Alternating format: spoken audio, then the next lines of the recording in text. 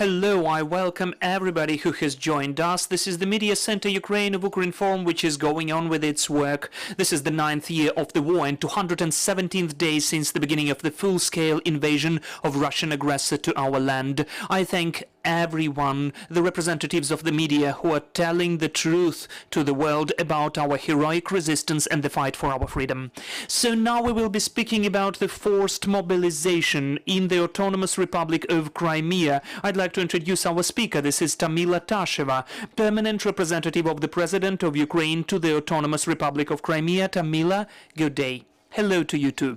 Tamila, could you please tell what is happening now? Because we can see already the statements from the occupiers in the Crimea as if they have already had the full plan of mobilization, that they accomplished their aims. We understand that they filled the gaps thanks to the forced mobilization of the Crimean Tatars. What is happening there? Which information do you have? Yes, thank you for the question, and that you now raise those issues and questions within your work. So what's important first and foremost?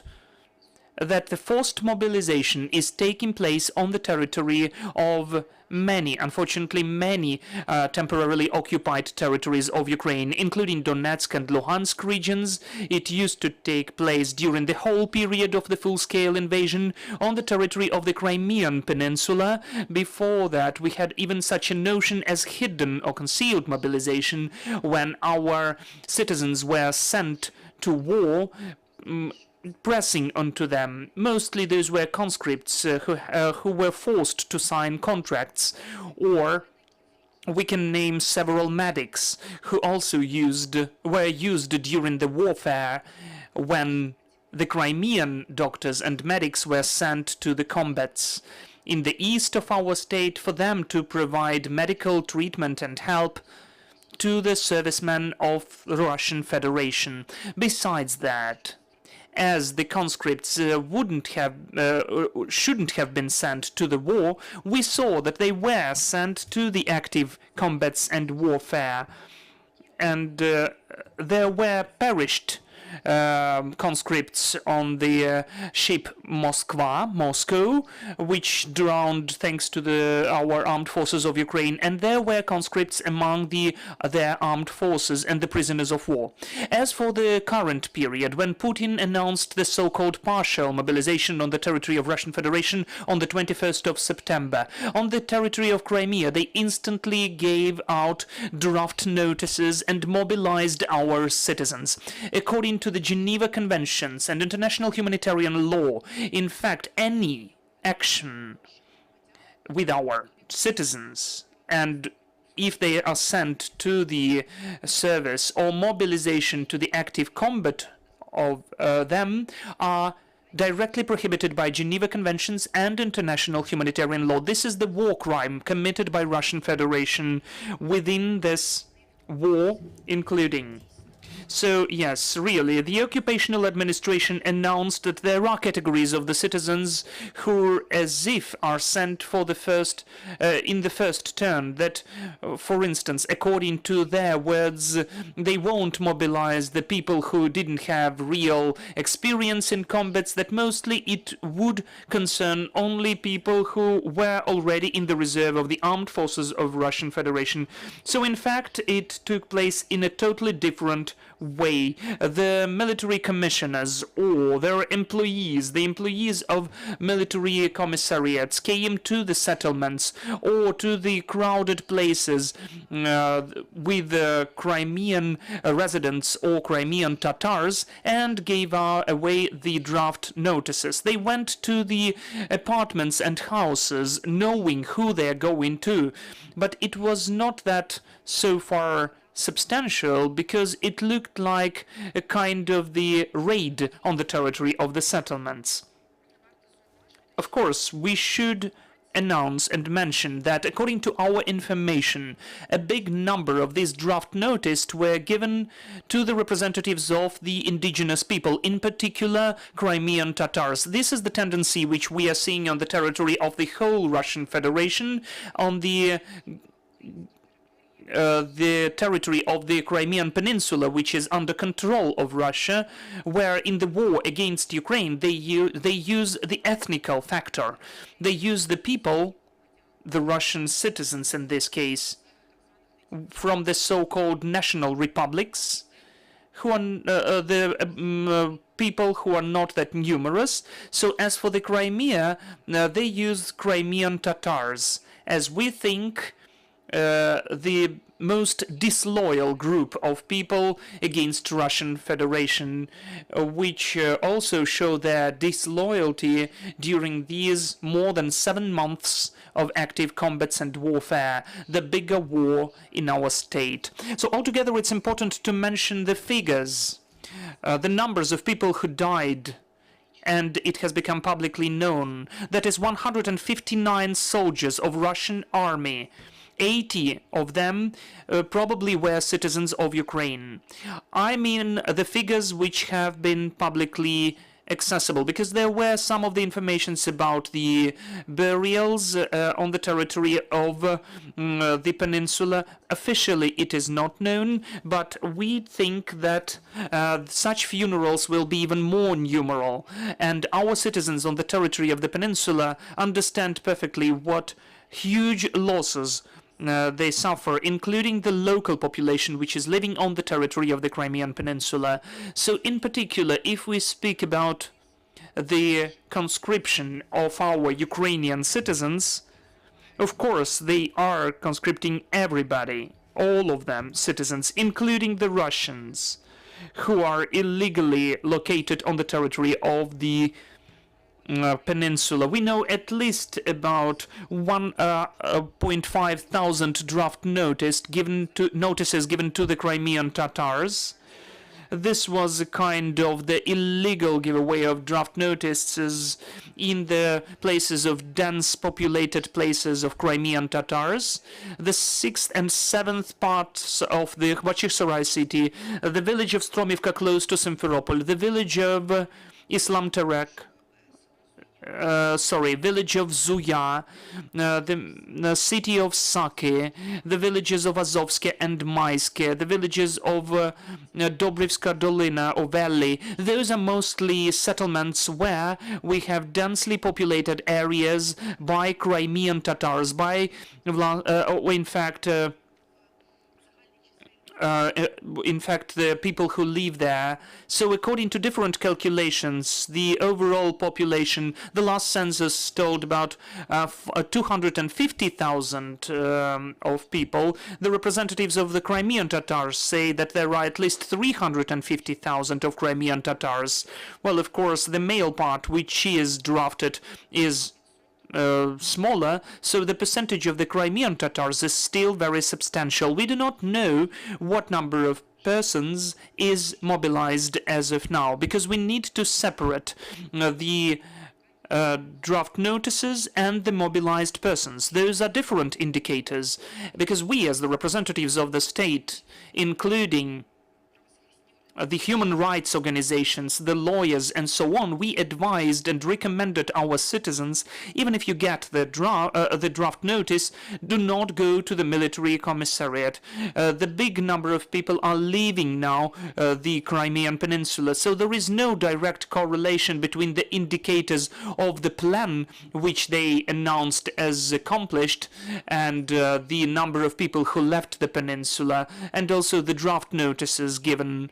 So the number of the Crimean Tatars who are already mobilized and sent to the training, the military training, and according to our information, this training lasts for about 5 to 10 days, because they are told that in 10 days after the training you will be sent to the war on the territory of Ukrainian state. So there is no direct correlation between those two indicators, but as the plans of the occupational administrations were to get 3.5 thousand people whom they wanted to send from the Crimea, according to their words, 1.5 thousands of draft notices and 1,000 of Crimean Tatars who were mobilized are still a very high percentage, which cannot be compared even with the number of the Crimean Tatar population on the territory of Peninsula. What's also important to mention that while those draft notices were given, where when they organize so-called raid and they just give out the draft notices without even their names, or they just come up to the person and they write down the name into the draft notice. So these draft notices were given to the people younger than 25 years old, or closer to 60 years, which is the upper threshold. So when the military commissioners and the employees of the commissariats just were making up their mind whether to issue this draft notice or not, just looking at the person. So we know some information that such calls from the occupational military commissariats were done for the youngsters of 95, 96, 97th year of birth, that is 25 years old. We know that the draft notices were given to the families with many children, when they had 3 or 4 children, or the people who are older.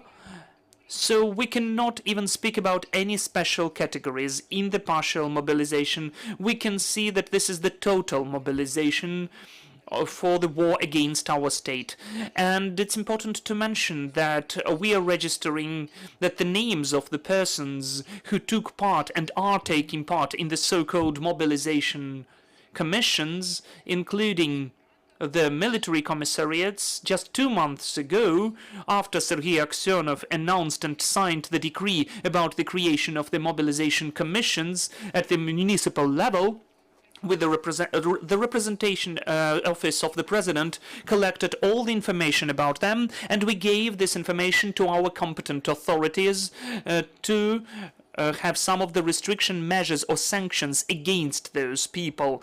And of course we made our Crimean prosecutor's office aware about that, to open criminal proceedings against the persons who are providing illegal mobilization on the territory of the peninsula. And of course we are following the creation and of the composition of the created military commissariats, and there are 21 of them on the territory of the peninsula, 2 regional, the Autonomous Republic of Crimea, and a separate is in Sevastopol city. What's important to mention, we know about the names, for instance, Tuzov Yevgeny Ivanovich, who is now working as the military commissioner in the Crimea. And I can name also a second name, Chuzhov Sergei Mikhailovich, who is the second person, is the head of the commission in Sevastopol city. Today, the prosecutor's office of the Autonomous Republic of the Crimea got in touch about the illegal character of these actions from the occupied administrations, and as for the introduction of these data to the Unified Register of the Pre-Trial Investigations about these facts. And finally, I'd like to mention that in the beginning of the full-scale invasion, the representative office developed the instructions or the guidelines. How can you avoid the draft and avoid the pressure? We developed such guidelines. Now we adapted them for mobilization, which was announced. There cannot be universal recommendations. We, as the human rights activists or the state authorities, we cannot provide you with official recommendations, but the key advice is to avoid communication with the occupational administrations, not to give out not get the documents which are so-called draft notices, or even if you got this so-called draft notice, you should never go to the military commissariats If you have an opportunity to leave the territory of the peninsula, do that. Unfortunately, thousands of our citizens have to leave the territory of the peninsula, including thousands of Crimean Tatars who during these 8 years were trying to stay on their land. They were trying not to leave the territory of their motherland in spite of all of the repressions which took place against the Crimean Tatars. Those are thousands of persons who have to leave. So if you were still mobilized, then of course we advise you to surrender. We understand it is very hard and everything depends on the specific situation because the combats are not so close, so it's very hard to surrender. But still, you should consider how to do that. The only important communication from us is that according to the international humanitarian law, you are the victims of the aggression, the victims of the war crime. So you can be also covered by the international humanitarian law. And what's also important, you won't be responsible and criminally liable just for the participants in the war. But if you voluntarily go to war, if you are committing crimes against the civilians, if you are shooting at the civilians, if you are shelling the civilians, if you are destroying the civil infrastructure and so on, and if you are totally complying with the decrees, the war crimes of the military commandment from the victim, you will be requalified to the person who commits war crimes. So please do not forget about that. Remember that. I emphasize again, as soon as possible, please surrender. And what's important, do not comply with the criminal decrees and orders. We are sure that Ukraine will prevail. We will be able to take back all of our territories, and the citizens who had to temporarily leave the Crimean Peninsula will be able to come back home. Tamila, what about the opportunities now? According to your information, can the residents of the Crimea, including the Crimean Tatars, leave from the territory to the governmentally controlled territory area or beyond the borders of the Crimea? As of now, our citizens can leave the territory of the Crimean Peninsula. We are actively following and attempting to, within our mandate, and within our opportunities to help our citizens. I emphasize, we are not the Ministry of Foreign Affairs. The consulates are not subordinate to us, so we cannot provide you direct assistance, unfortunately, but people are living in the very active way. The biggest group among the Crimean Tatars in Telegram, which was created during the first day of the beginning of mobilization, has now almost 18,000 of people, of readers.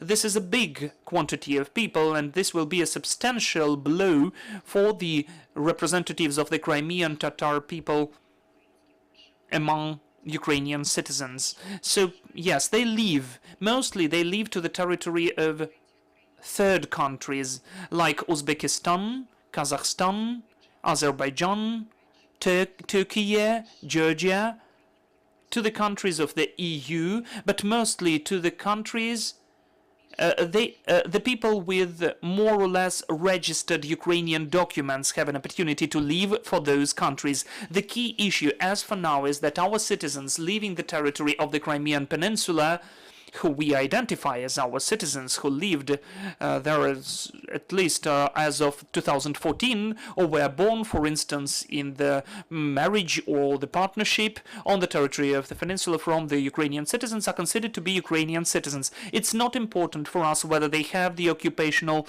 Russian passport or not.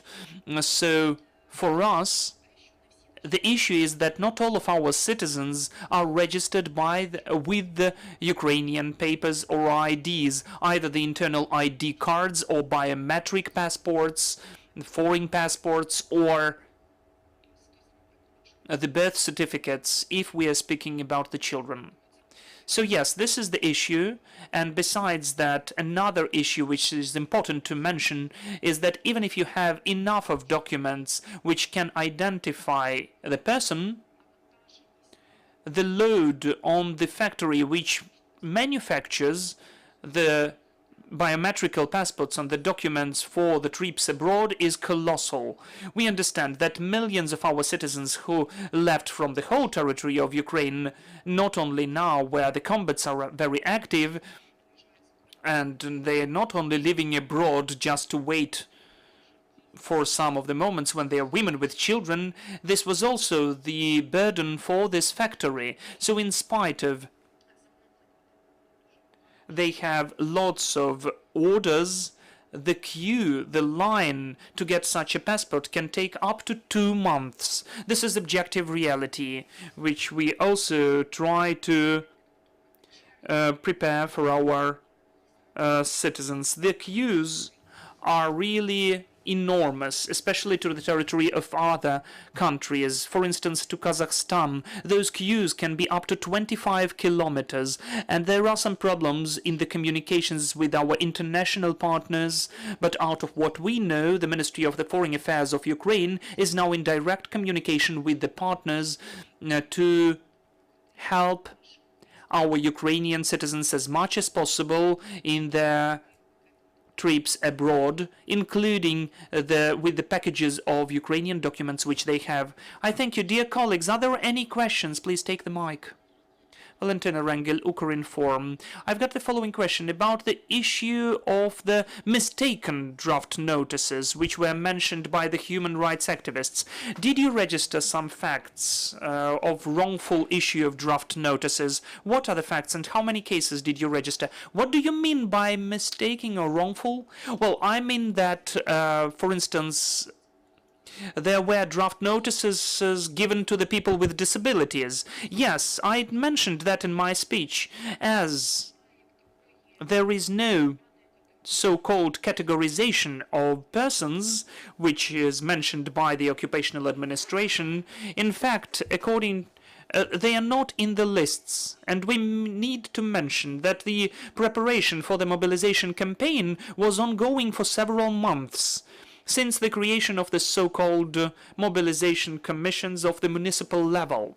As of the 21st of September, all the lists were ready to issue and to give out those draft notices. But they are not only given at the job places, not only at the residence places, factual or registration place, but also when the representatives of the military commissariats came to the markets, stopped people along the streets, saw some mass crowds, and they just issued and gave out the draft notices. They just asked, what's your name, what's your birth year, and they wrote it down.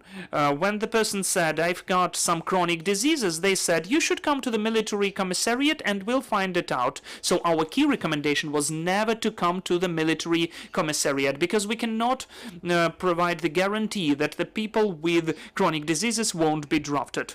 And also we have several documents, including the addresses to the occupational administrations or applications on the territory of Crimean Peninsula, where the citizens write that, esteemed this and that, could you please correct the mistake? My son has never had military training in his educational institution.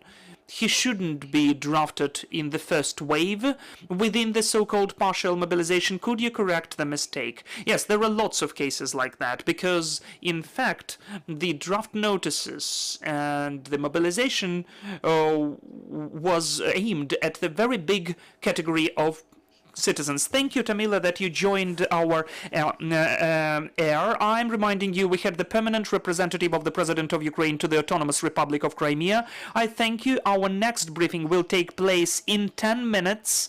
We will be speaking about the liberation of our heroes from capture. We will be joined by Dmytro Lubinets, the Ukrainian Parliament Commissioner for Human Rights, and Andrei Yusuf, a representative of the Defense Intelligence. So stay with us.